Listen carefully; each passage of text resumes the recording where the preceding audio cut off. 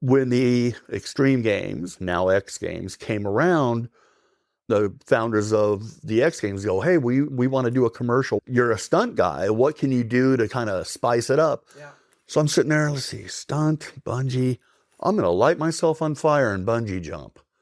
Evel Knievel inspired millions of us with his courage and perseverance. We're building a museum so you can relive those memories and be reinvigorated with that spirit of bravery. My name is Evel Knievel. I'm a professional daredevil.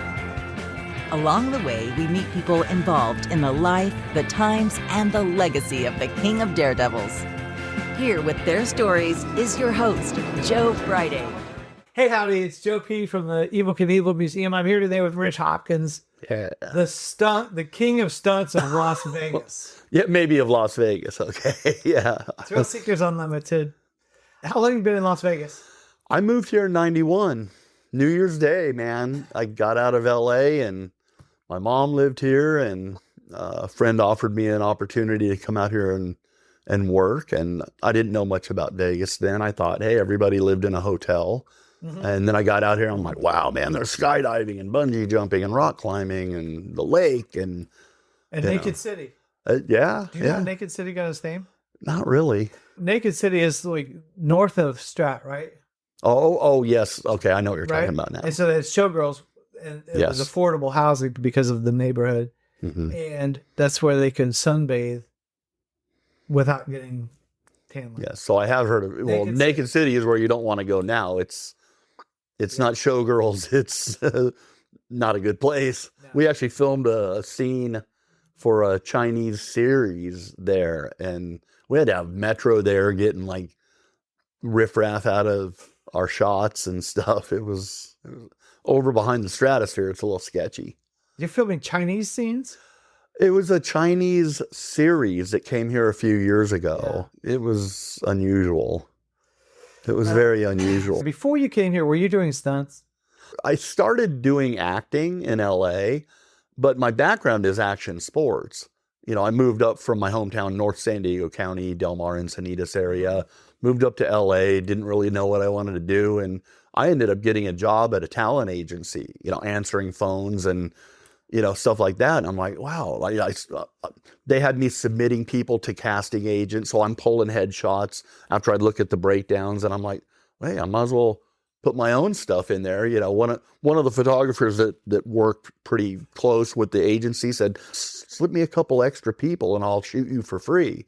Next thing you know, I have headshots, and started slipping my stuff in there. And yeah, that's kind of how I got into it. Yeah. Into acting. Yeah. You know, I thought I was going to be the next Tom Cruise, and that didn't work out so well. And I'm like, similarities are uncanny. I would get myself on sets, whether it's music video, commercials, you know, some shows. I, you know, did background work. I was actually a featured background on the Doors movie. So I did the Doors movie, but I would find myself, most, you know, the background people, they kind of keep you in a tent and give you your, you know, bottle of water and your bag of chips. And I'd meander out, and I wanted to know what was going on. I was super green, and I'm like, what is this guy? What's a Beth boy? What's a gaffer? What's this? You know, so as much as I could, I'd sidle up to somebody and kind of watch what they were doing. So I wanted to learn the business, you know, so I was kind of hard to corral. They'd be like, you better get back in the extra tent, you know, but I'd gravitate towards the stunt people. Why is that? Come on, they were the coolest ones on set, man. What are you doing to even be interested in that? Are you a skateboard guy or a BMX guy? You know, in North County, surfing, skateboarding. Did a little rock climbing. We go out to Lake Hodges and goof around out there. Just North San Diego County is the mecca for action sports. You know, I mean, everybody lives down there. So that was just part of it. Like, and there was no term for it, you know, like surfing, BMX, all that.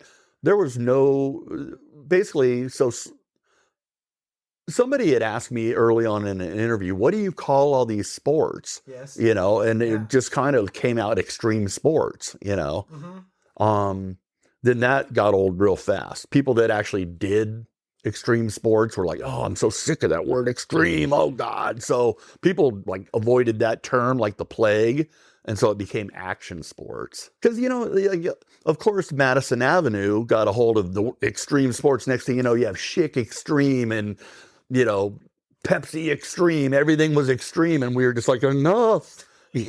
So good. But it was great for me because it was a good segue into stunts. Because, it's a very, very hard industry to break into. It's very fraternal.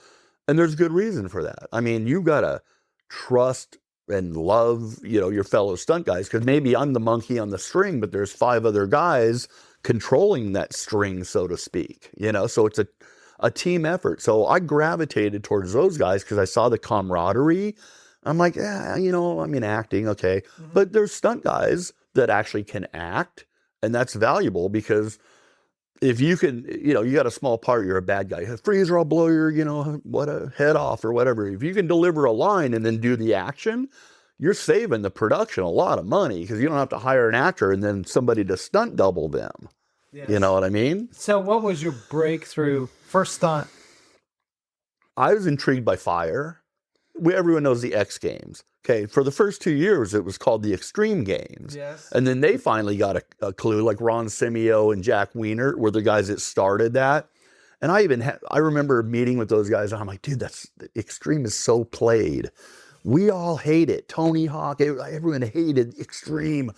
And so they just changed it to the X Games. So the third, because I was in the Extreme Games. The first 2 years, they had bungee jumping. We have a bungee tower here. It's still here, as a matter of fact. It's Circus. The tower is still there, but the AJ Hackett, he's this New Zealand guy. Uh-huh. He's got bungee places all over the world. So he was operating the tower there, which actually used to be a restaurant. You used to be able to take this elevator up, and there was like these 2 decks that came off of it. Well, they put tables up there, and you could eat dinner up there. Okay, so Circus closed that. AJ Hackett took it over and made it a bungee jumping tower. Next time you drive by Circus, look, it's still there. It even still says bungee on it. It's crazy.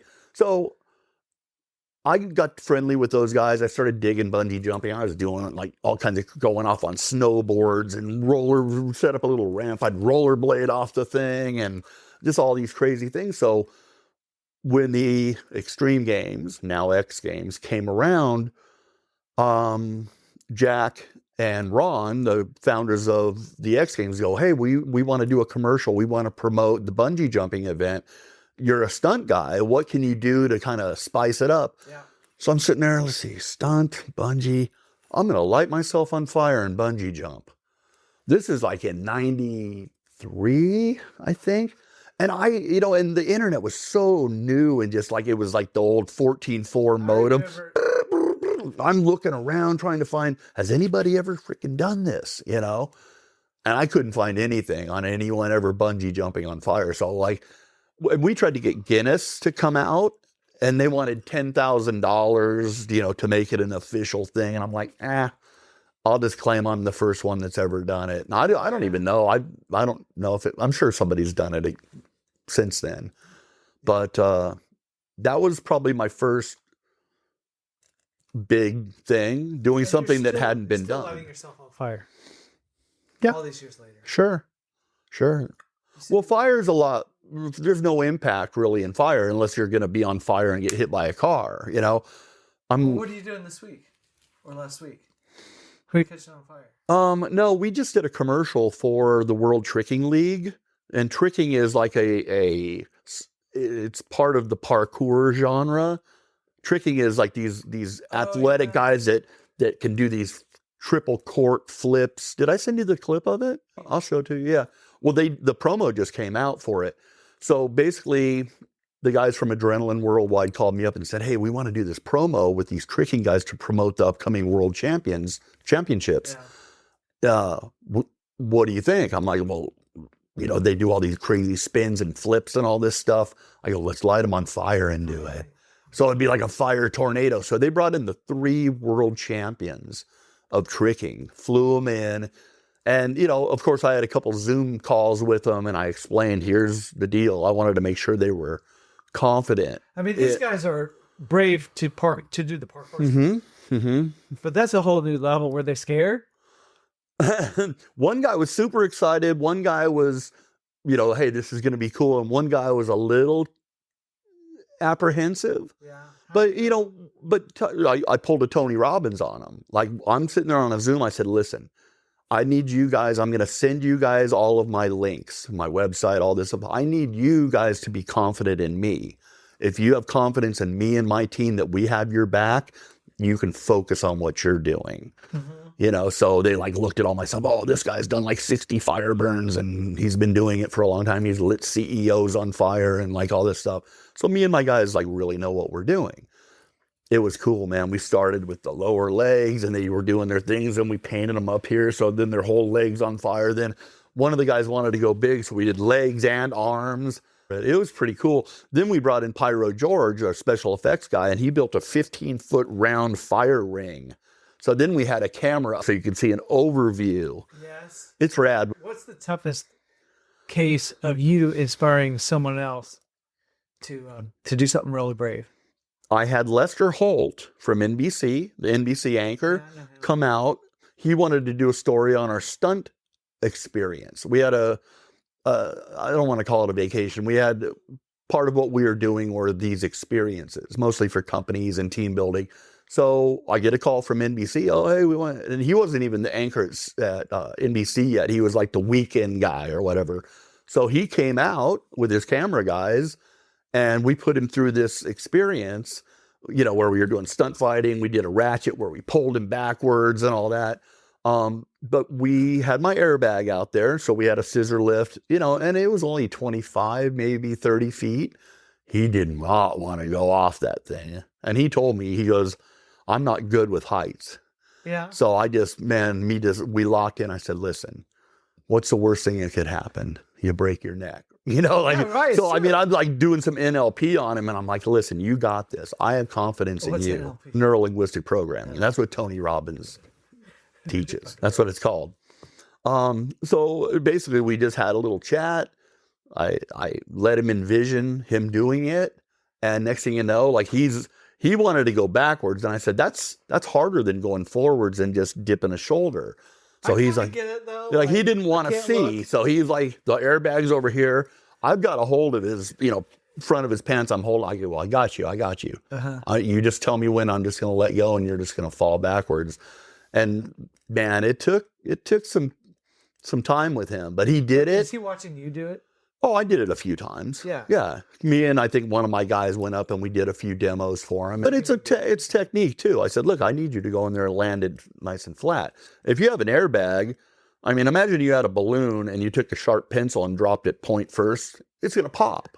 If you take a pencil, that same pencil, and drop it sideways on a balloon, it's not going to pop it. And I said, that's the concept. You need to go down. You're going to land in an X position. So you're distributing the air out to side breathers. And when he did it, oh my God, I'm up in the lift and I see him, he's screaming. When he was done, he got up and he was fist pumping. He was so stoked. Dude, he changed somebody's life, really. It was cool, man. I could see the metamorphosis taking place. He felt he had a sense of accomplishment. Absolutely. Well, it's going to be a sense of accomplishment for you too, because you were the mastermind, the puppet master pulling the strings. Yeah, right. It's going to be harder than doing it yourself. Yeah. Well, being a stunt coordinator, I'm responsible for everybody, not just the stunt people, the actors, the crew, and everybody. So, stunt coordinators have a lot of weight on their shoulders. And that's when you have to be completely like me, like OCD and very detail oriented. I tell directors or producers when I'm, being interviewed for a job, I said, listen, my job is to be the world's biggest pessimist. I want to think about every single thing that can go wrong with this stunt. Have a plan A and B and C, contingency plans. So I'm always thinking of worst case scenarios so I can cover my bases and make sure that doesn't happen. Yeah, that's ironic. I would think that you would go in there focused only on success and positivity. Well, but you have to. It comes down to a team effort. I read that there's going to start giving Academy Awards now for stunts. A Academy Award. And one stunt design. Okay. Not better than nothing. Not stuntman, not stunt ensemble. Well, have you heard of the Taurus Awards? That's been going for 20 plus years. That is basically, it was started by the guy that owns Red Bull. He's a big lover of stunts, action. Obviously, Red Bull sponsors everything that's adrenaline, So he and a handful of stunt guys, one guy that actually lives here now, Carl Cefalio, started the Taurus Awards. And that has everything. Best stunt, best hardest hit, best female stunt, stunt ensemble. It's like the stunt awards. As a matter of fact, it's coming up in like 3 weeks. You gonna win something?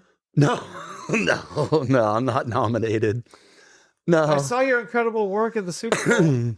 Yeah, that was fun. It was for Lilo and Stitch, the Disney film coming out. No, you know what was cool about that? I'm sitting there going, wow. See, I stunt doubled a lot of people and done a lot of stunts. It was the first time I stunt doubled a cartoon character. Yeah, I didn't see you. Well, I was in a blue suit. I was in the whole like skin tight blue suit, driving the golf cart into the goalpost, and it was done in 3 shots. When I saw it, it was like right after they did the coin toss for the Super Bowl. They said, "All right, we'll be right back." That was the very first commercial they showed. Yeah, I was sitting there going, "Oh, there it is." Yeah, you were all secret about it. Well, I couldn't say anything until watch the Super Bowl. I'm going to be in a commercial. Yeah. And as soon as I saw that Stitch crash into the goalpost, I knew exactly it was you. Yeah, like, awesome. Well, NDAs are nothing you want to mess with, especially with Disney. They can't wait to sue you. Right. I'm kidding. I'm not crocheting any mouse ears, man. They'll drag you into court. Yeah. So that was so fun and so exciting. It was cool. Hey, just wanted to take a moment to thank the space. We started this podcast to keep people interested in what's going on with the museum while we build out our actual museum. In that museum will be a podcast space, but in the interim, we didn't really have a place where we could go. The space has volunteered for us to record our podcasts here, and this is a place that you can support by coming to their secret party on Mondays. They raise $10,000 for local charities. It's a pretty cool program because, like Broadway or the West End, things are closed down on the Strip on Mondays. This gives the chance for the headliners on the Strip to come down, kind of cut loose, like the guy that plays Cher all week doesn't have to do that. He can come sing Verdi's operas. So it's a lot of fun. It costs like $20, $30 to get in, and it's a total blast. So we do want to extend our gratitude to the space for what you're hearing right now. The film industry in Las Vegas is booming, right?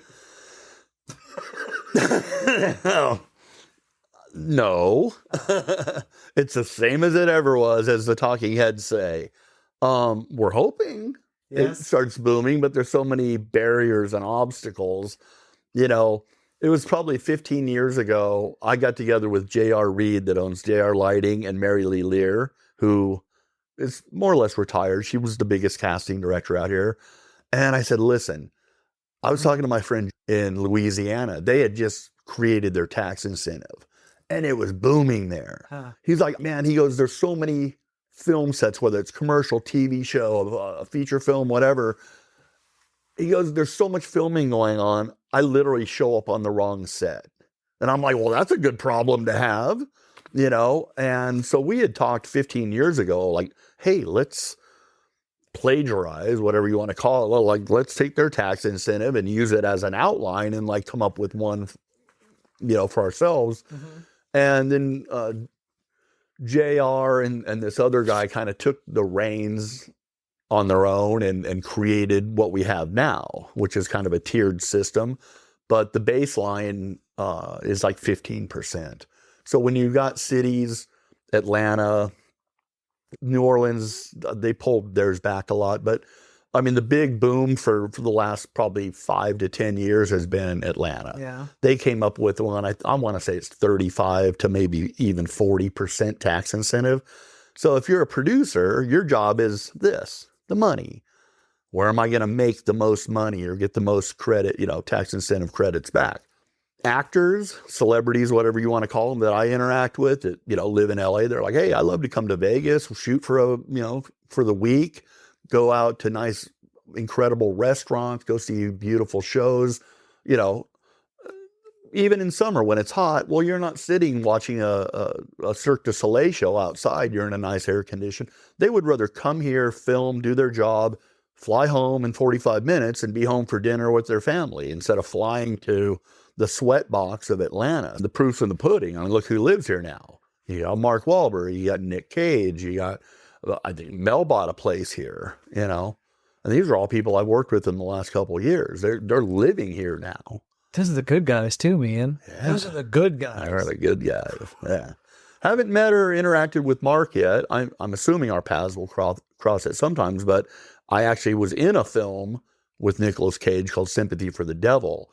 I was interviewed to be the stunt coordinator. The director is pretty funny. He's like from Israel, so he's got these accents. Richie, I like your work and I appreciate the fact you want to stunt coordinate, but I'm going to bring in this other guy I just worked with.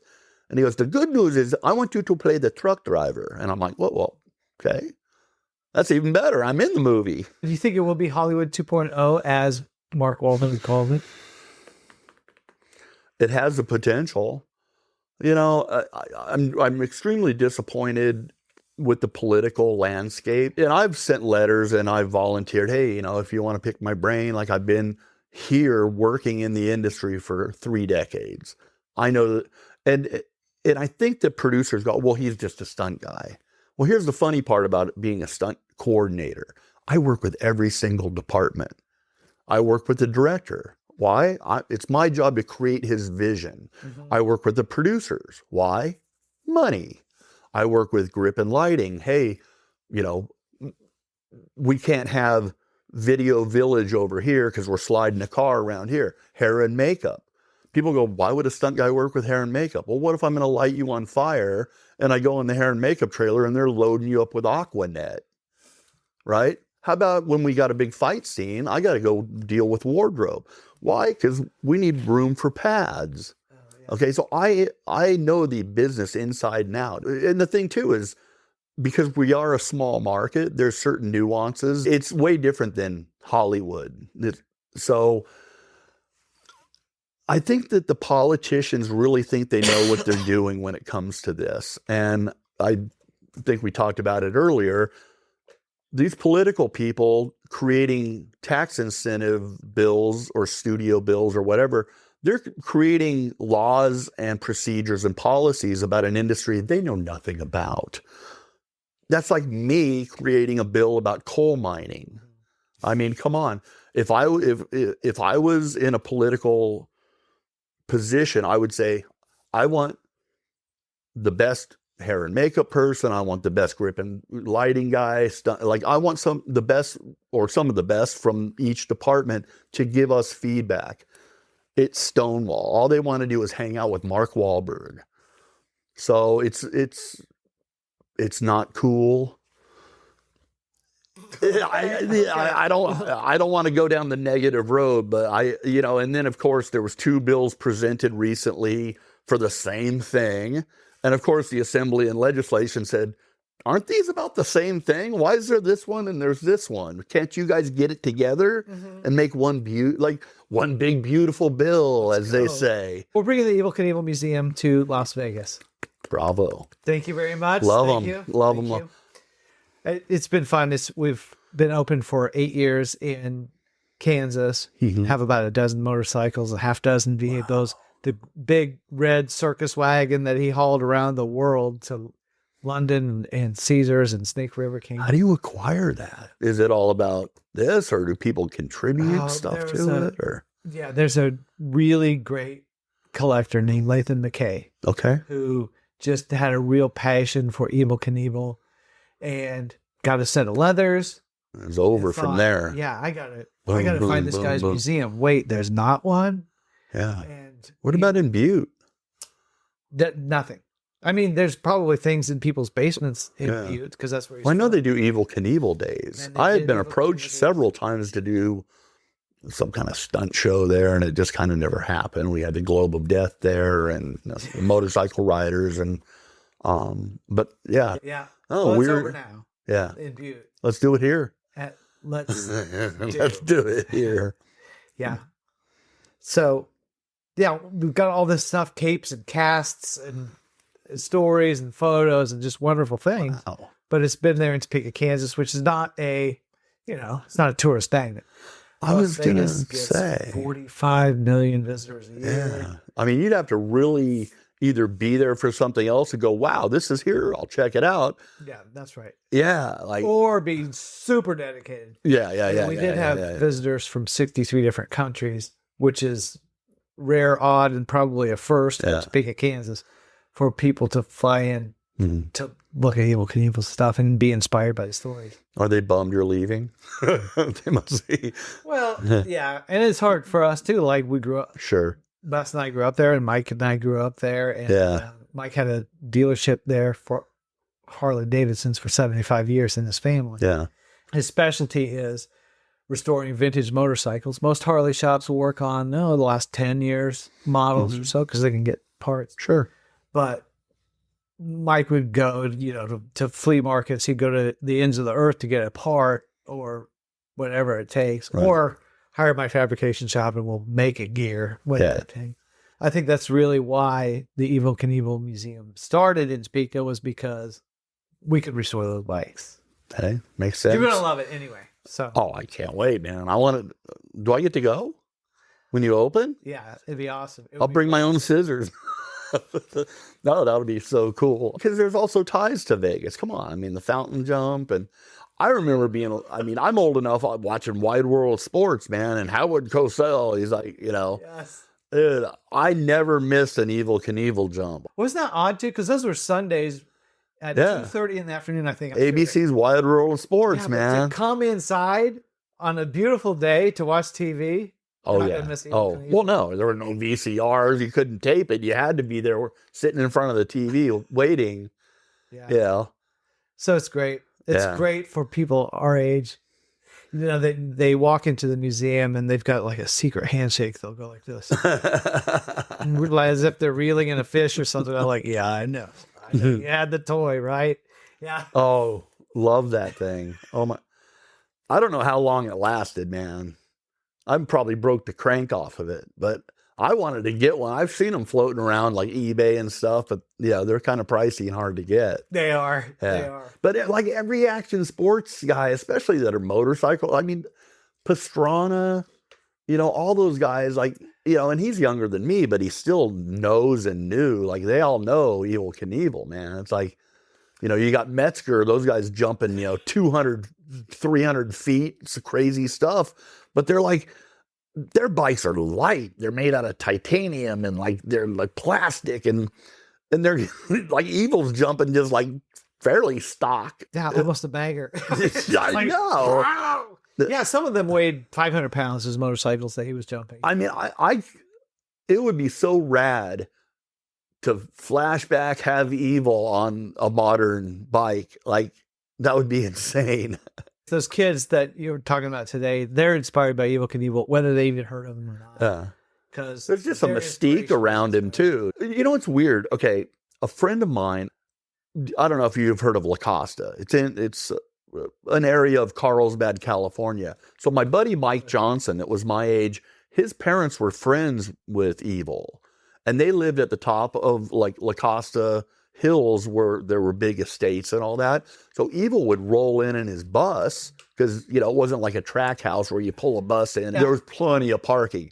And so I remember my buddy's like, hey, do you want to meet Evel? My parents are friends with him. And anytime he was in Southern California, he wouldn't get a hotel. He'd stay on his bus because it was all tricked out. He just needed a place to park it.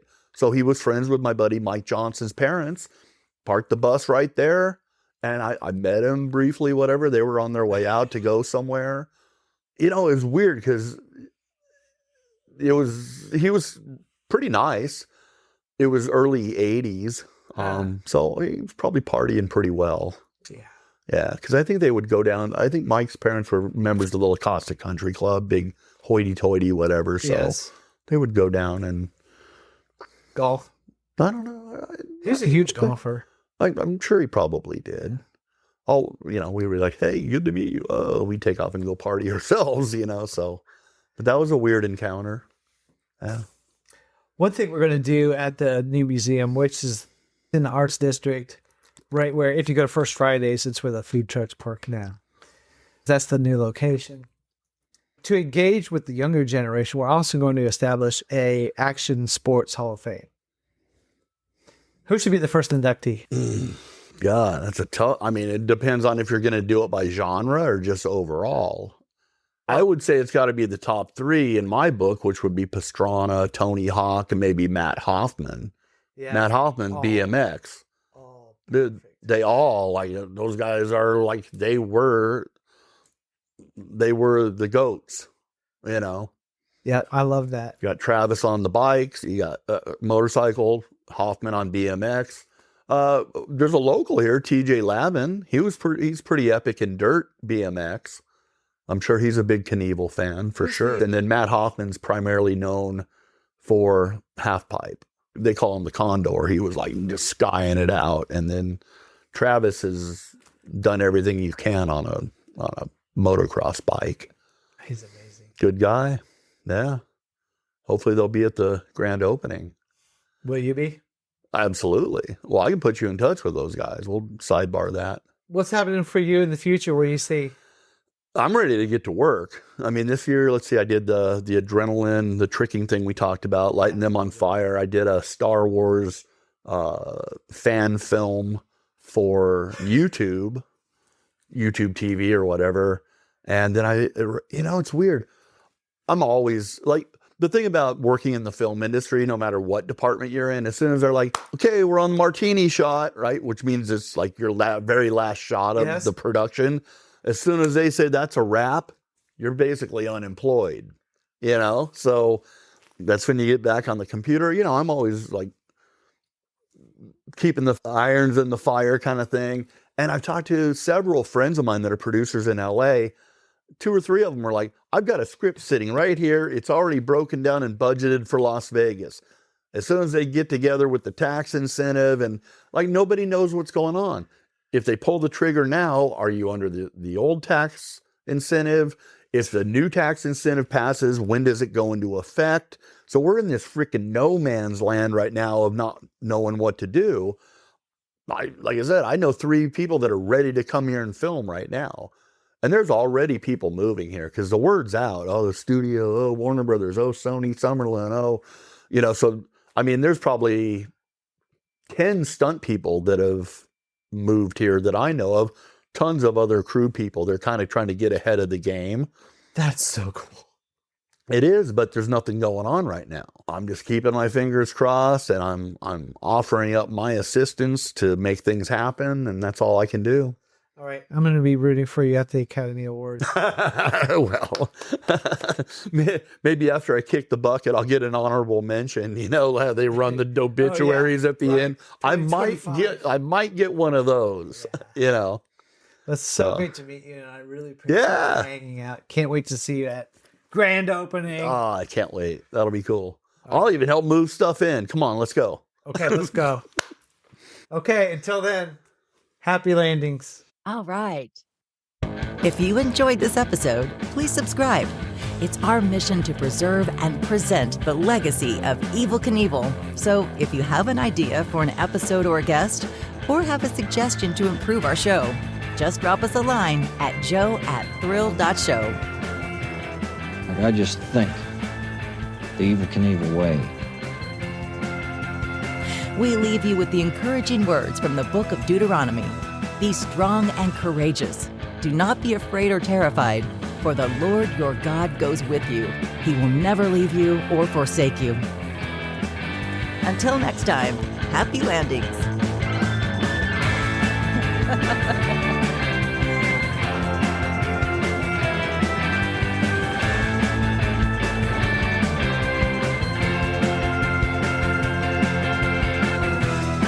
You like to fly to the seat of your pants?